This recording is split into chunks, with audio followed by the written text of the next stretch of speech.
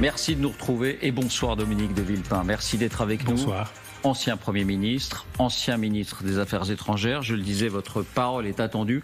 Première question toute simple. Michel Barnier a été nommé à Matignon. Est-ce que vous lui avez envoyé un mot d'encouragement ? Alors, je ne l'ai pas fait pour une raison particulière, c'est que je ne le fais plus jamais, pour personne. Pourquoi ? Parce que, d'abord, je suis quelqu'un de solidement indépendant. Dans ces moments-là, on dit des choses qu'on ne pense pas, et je tiens à garder une parole libre. Mais ceci dit, j'en profite parce que ça a beaucoup plus de portée que ce que je pourrais dire sur un petit mot souvent hypocrite. Je pense que c'est un homme de qualité. Et je n'inclus là-dedans aucun élément personnel. C'est un homme de qualité, c'est un homme de compétence, il a une expérience locale et une expérience nationale, et il a aussi l'expérience de la négociation. Alors, il y a quelque chose qui me frappe. Pardon de vous interrompre. Vous-même, à Matignon, en 2005, alors qu'il était ministre des Affaires étrangères, partie importante du gouvernement, il n'a plus été ministre. Il n'a plus été ministre, absolument. Mais je l'avais solidement encouragé quand il a voulu devenir commissaire européen précédemment et ministre des Affaires étrangères. Donc, vous voyez, il n'y a aucun élément personnel dans tout cela. Il y a des équilibres politiques, il y a un président de la République, Jacques Chirac, donc il y a beaucoup d'autres éléments. Mais ce qui me paraît important, c'est qu'il dessine aujourd'hui, et ce qui montre qu'il n'est pas sans habileté, il dessine aujourd'hui en creux une sorte de portrait chinois qui est exactement le double inversé du président de la République. Et ça, c'est assez habile. Un homme qui écoute, un homme qui dialogue, un homme qui sait faire des compromis, un homme qui a du respect pour chacun des citoyens. Donc, il apporte un équilibre, ce qui a toujours été mon souhait, apporter un équilibre à nos institutions. Si Matignon est dirigé par un collaborateur du président de la République, il n'enrichit pas la vie politique. Il est, en quelque sorte, la voix que rapporterait un écho. Il faut exister par soi-même. Et je pense que Michel Barnier va avoir à cœur d'exister par lui-même. Alors, il arrive dans des circonstances difficiles.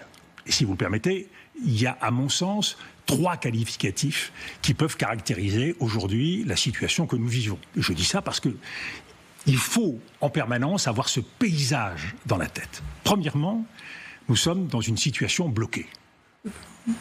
Les Français l'ont compris, ils ont voté aux législatives pour 3 grands blocs qui n'ont pas de souhait particulier pour travailler ensemble. Donc, une situation qui ne permet pas d'avoir une majorité absolue. Durablement, vous voulez dire ? Durablement. Deuxièmement, nous sommes devant une situation politique qui est faussée. Et ça, c'est très important.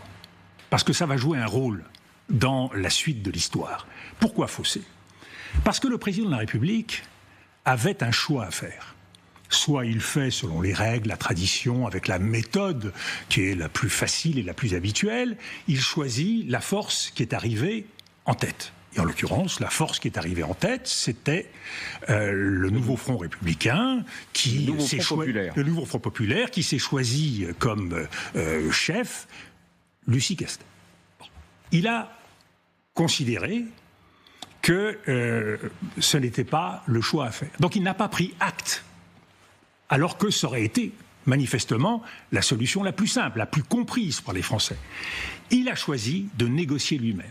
Il a choisi de s'engager de façon à lui-même déterminer, plus ou moins directement en liaison avec les groupes parlementaires, ce qui était susceptible d'être le meilleur scénario pour durer. Il a eu tort ? Alors, je pense qu'il a eu tort. D'abord parce qu'il y a une prise de risque inutile. Deuxièmement, je pense qu'on a toujours intérêt dans la vie à faire les choses dans l'ordre. Vous imaginez la frustration des gens de gauche au sortir des élections. Donc, il a choisi lui-même d'aller jusqu'au bout. Le résultat, c'est qu'il a fait des choix par élimination. Il a éliminé M. Cazeneuve, il a éliminé M. Bertrand. On comprend qu'il a éliminé le nouveau Front populaire parce qu'il estimait que le risque était trop fort. Qu'il n'y aurait pas de majorité. Il élimine de la même façon M. Cazeneuve, en mettant en avant l'idée d'un risque d'instabilité, et là encore qu'il n'y ait pas de majorité. La vraie question qu'on peut se poser, c'est est-ce qu'il élimine parce qu'il a peur qu'il ne parvienne pas à former un gouvernement, ou parce qu'il a peur qu'il réussisse ? c'est-à-dire mettre en place une politique qui aurait détricoté la sienne. Quelle est votre réponse ? Je pense que le président de la République a des lignes rouges et que politiquement, il ne prend pas acte du résultat des législatives et qu'il continue à se battre sur son bilan avec le souhait de la continuité. Vous parlez de la réforme des retraites, par exemple. Oui, et de tout le reste. Et c'est ça qui va être intéressant avec Michel Barnier. Vous voyez, Michel Barnier, il a été déjeuner aujourd'hui avec le président de la République. Rien n'y oblige. Il n'a pas de gouvernement. Rien n'oblige aujourd'hui à aller déjeuner avec le président. Pour parler de quoi ? Et là, je pense qu'il faut une transparence vis-à-vis des Français. Est-ce que c'est vraiment nécessaire à ce stade ? Il a d'autres choses à faire, Michel Barnier, pour le moment. Et donc, il est très important que le réglage entre l'Élysée et Matignon se clarifie. Mais je termine sur la situation qui est aujourd'hui faussée par ces choix faits par le président de la République. Le résultat, c'est que Michel Barnier est appelé et que nous sommes aujourd'hui dans une situation inouïe sur le plan de la démocratie. Pourquoi ? Voilà Michel Barnier, issu d'un parti, les Républicains, qui a fait 5,4% au premier tour des législatives, qui a 47 députés, qui est soutenu, avec des conditions, par le parti présidentiel. Parti présidentiel qui a été rejeté et battu par les Français. Et il est soutenu, là encore avec beaucoup de bémols et sous surveillance, du Rassemblement national, qui a été rejeté par les 2/3 des Français au second tour des législatives, même si cela a été la première force au premier tour. Donc vous voyez que nous sommes dans une situation qui est quand même un peu curieuse. On pourrait vous objecter que LR plus le bloc central, ça représente le groupe le plus important. Plus important que le RN, plus important que les nouveaux fronts populaires. Oui, mais vous additionnez des torchons et des serviettes. Il n'est pas du tout évident, et j'ai écouté un certain nombre de fois M. Wauquiez, je connais les 15 points qu'il a mis en avant pour un programme de gouvernement. Je n'y retrouve pas les lignes défendues par le parti présidentiel. Donc, vous êtes dans une situation qui constitue un point de départ difficile pour Michel Barnier. Il a des atouts personnels, mais il a 2 défis. Renforcer sa crédibilité et sa légitimité, alors qu'il a été nommé par le président et qu'il n'a pas de majorité au Parlement. Le président, lui, il reste élu par l'ensemble du peuple.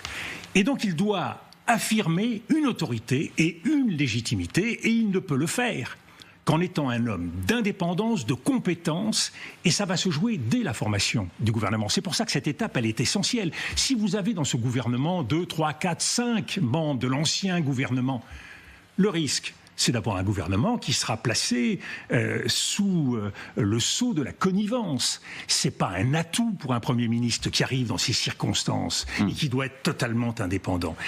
Donc si vous aviez un conseil à lui donner là-dessus... Prends des nouveaux ministres, essaye d'être le plus large possible.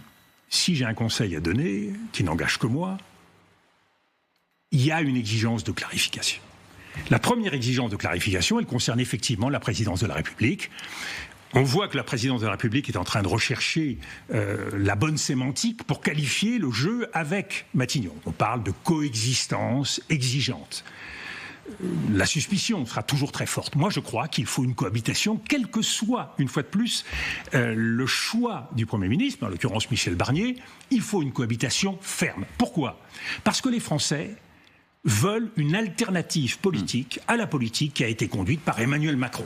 Et si d'une façon déguisée, ceux qui ont gouverné reviennent par la fenêtre, je crois qu'alors le malentendu risque d'être extrêmement fort. Ça, c'est une première exigence, qui est l'exigence de clarification vis-à-vis de l'Élysée. Il y a une deuxième clarification qui est essentielle, c'est l'enjeu budgétaire. Et là, le 1er octobre, normalement, avec quelques jours de retard sans doute, va se poser la question de la définition de ce budget. Ce budget, on l'entend bien, il est comme en quelque sorte prédéfini par l'orthodoxie financière. Il y a extrêmement peu de marge de manœuvre et il y a 110 milliards à trouver dans les 3 prochaines années si on veut être dans les clous des règles budgétaires européennes. C'est-à-dire que c'est extrêmement difficile à satisfaire. Ma conviction, c'est que il y a la possibilité de trouver des chemins sur l'ensemble des sujets qui concernent directement Michel Barnier. C'est vrai sur le budget, c'est vrai sur l'immigration, c'est vrai sur la sécurité. À condition, à chaque fois, d'essayer de marier le sérieux dont il doit faire preuve, il a besoin d'être crédible vis-à-vis des Français, vis-à-vis des marchés, et en même temps de répondre à l'insatisfaction qui s'est exprimée dans le pays, et ça commence par un choc de confiance indispensable en matière de justice.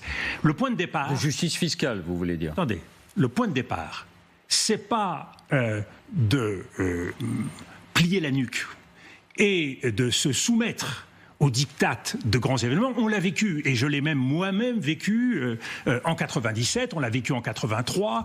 À chaque fois, la démocratie est contrée par des règles qui sont très importantes, et une fois de plus, je les respecte. Parce que nous sommes endettés, que nous avons besoin de nos prêteurs. Mais la première règle à respecter, c'est celle de la démocratie. C'est celle de la démocratie et le veut les Français. Les Français veulent plus de justice et ils veulent des réponses à leurs problèmes concrets en termes de pouvoir d'achat, en termes de sécurité, etc.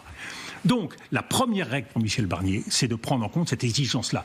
Vous dites justice fiscale, c'est le mot qu'a employé Michel Barnier. Mais moi, je pense aussi justice sociale, et en particulier les services publics.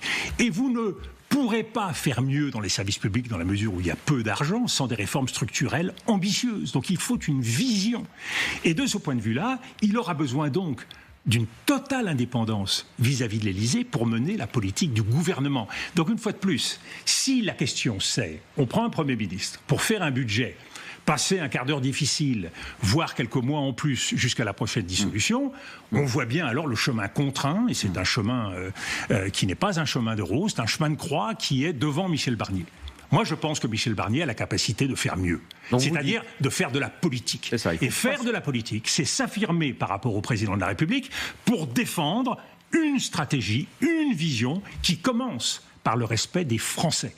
Et ça, je crois que c'est le mandat, s'il y en a un, qui a été donné par l'élection législative. Ne l'oublions pas, on dit la France est à droite. Non, je pense que la France... La France n'est pas à droite ? La France est en colère, et la France a voté pour le Front républicain. Et donc là, aujourd'hui, elle est prise à contre-pied par les choix qui sont faits, puisqu'elle se retrouve avec un gouvernement dont il apparaît que peu ou prou, il sera sous la dépendance ou sous l'influence et du président de la République et du Rassemblement national. Je pense que Michel Barnier a besoin de se dégager de ce baiser mortel, ou de ces baisers mortels, qui risquent de l'étouffer. Si on en est là aujourd'hui, par rapport au Front républicain, qui effectivement a donné les résultats qu'on sait au second tour, est-ce que ça n'est pas parce que le nouveau Front populaire, d'une certaine manière, a été jusqu'au boutiste, le programme, rien que le programme, un Premier ministre social-démocrate, mais qui n'est pas du NFP, pas question. Alors, Monsieur Pujadas, là, vous faites ce qu'a fait Monsieur Macron. Voilà. C'était le raisonnement d'Emmanuel Macron. Vous faites des suppositions. Qui vous dit que le nouveau Front populaire, arrivant ou pressenti à travers Madame Castex comme chef de gouvernement, ne se serait pas employé à chercher à trouver des soutiens ailleurs sur l'échiquier politique que strictement à gauche? Qui vous le dit? Disons qu'il n'en avait pas manifesté l'intention. Qui vous dit que M. Barnier parviendra à trouver des soutiens à gauche? Il y a des personnalités qui peuvent s'apparenter, qui peuvent apporter une compétence et qui peuvent venir de différents domaines de la vie politique. Il aurait fallu essayer, c'est ce que vous dites. Que le président de la République a eu tort de préjugés. Et il l'a fait pour une raison extrêmement simple. C'est qu'il ne veut pas remettre en cause son bilan, ni même la politique qu'il a menée. Et c'est là, j'allais dire, ce qu'il faut scruter jour après jour. Est-ce que M. Macron va faire de la politique ou simplement s'asseoir sur les dossiers de façon à ce que rien ne bouge et qu'on ne détricote pas son bilan? Est-ce que Michel Barnier aura la capacité d'inventer des marges de manœuvre, de construire des majorités pour affirmer une existence politique, une légitimité politique et une alternative?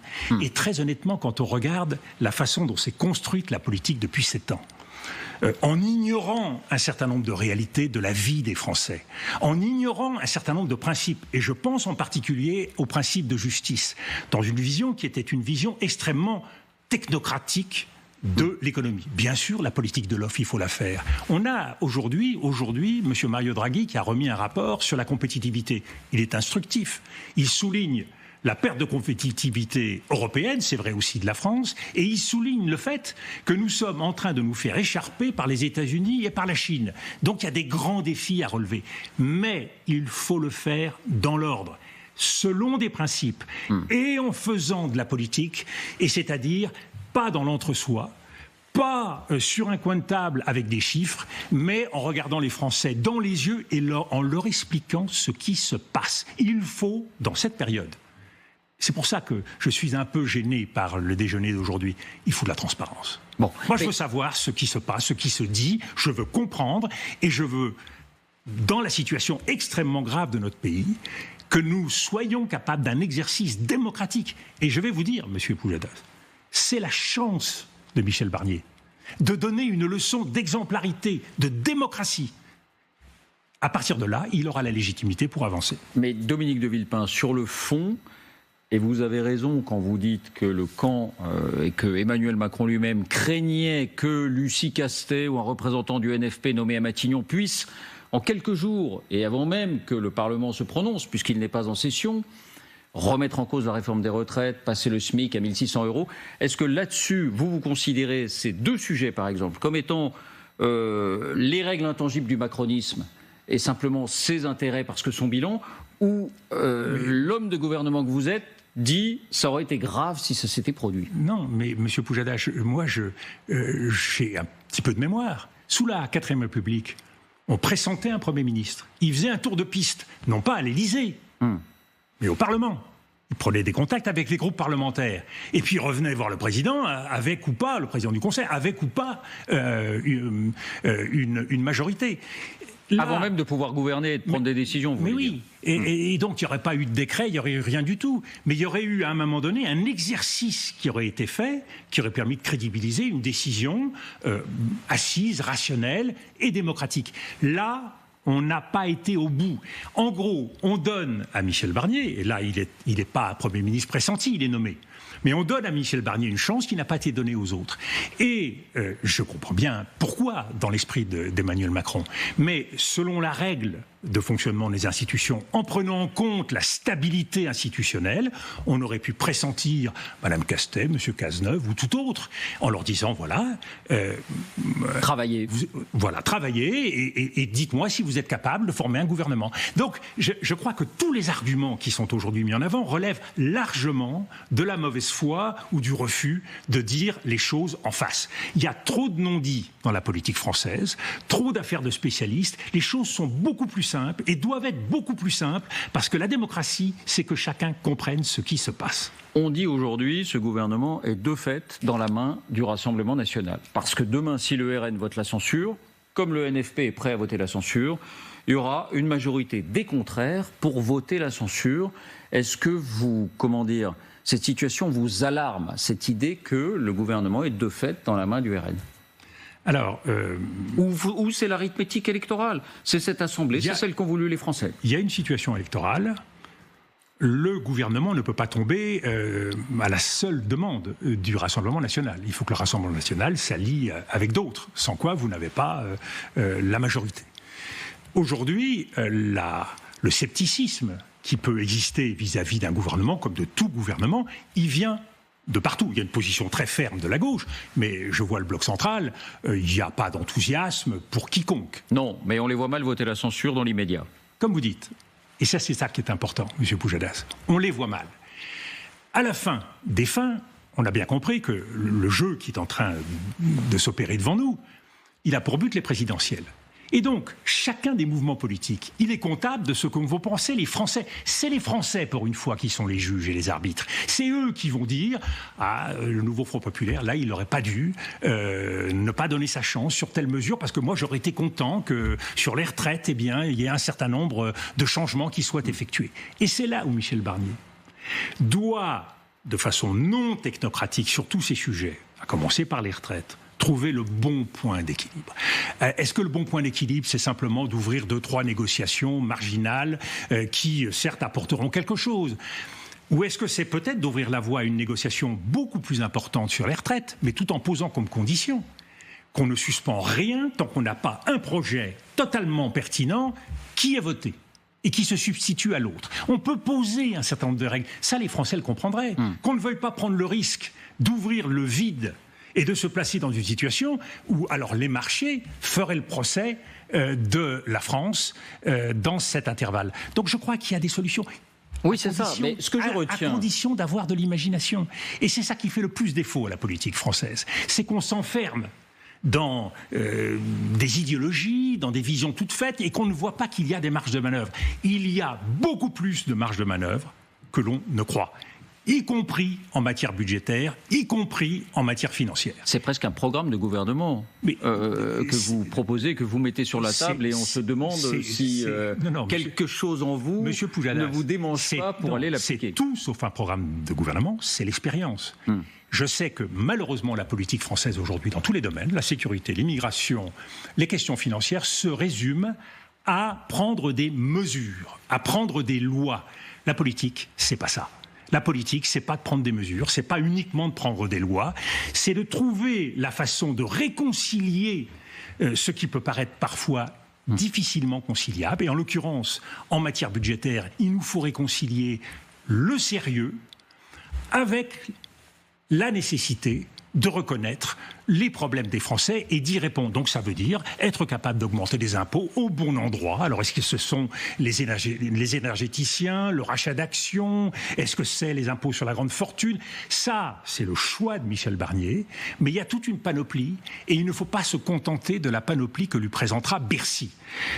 Le drame, pour Michel Barnier, c'est soit d'être un gouvernement sous l'influence de l'Élysée, soit sous l'influence du Rassemblement national, soit sous l'influence des partis. Mais il y a un quatrième risque, c'est d'être sous l'influence de l'administration.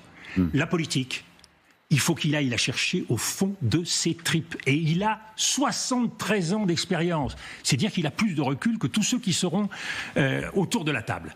Et là, il aura alors la légitimité qui lui sera conférée non par le président de la République, non par le Parlement, mais par les Français. Les Français se diront, voilà un homme courageux, voilà un homme indépendant, voilà un homme d'expérience. Eh bien, nous ne souhaitons pas que cette expérience soit abrégée. Et quand vous aurez le premier sondage qui sortira et qui dira, les Français souhaitent qu'on donne sa chance à Michel Barnier, eh bien, l'échiquier politique, tout à coup, il verra les choses différemment.